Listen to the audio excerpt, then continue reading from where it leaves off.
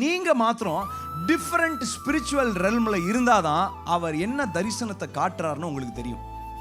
எத்தனை பேர் புரிஞ்சுக்கிறீங்க? நீங்கள் மற்றவங்களை மாதிரியே வாழ்ந்துட்டு இருந்தீங்கன்னா அவர் உங்களோட என்ன பேசுகிறாருன்னு உங்களுக்கு புரியாது, என்ன சொல்ல வர்றாருன்னு உங்களுக்கு தெரியாது. இந்த மாதம் நீங்கள் மாத்திரம் இந்த உலகத்தார்களுடைய லெவலில் இருக்கக்கூடாது, வேற ஒரு லெவலில் போய் நீங்கள் நிற்கணும். எத்தனை பேர் நிற்க ரெடியாக இருக்கிறீங்க? வசனம் சொல்லியிருக்கிறது நீங்கள் ஏற்கனவே அவரோட கூட உன்னதத்தில் இருக்கிறீங்க, ஏற்கனவே நீங்கள் வேற லெவலில் தான் இருக்கிறீங்க. அந்த அவேர்னஸில் நீங்களும் நானும் வாழ்ந்தா போதும்.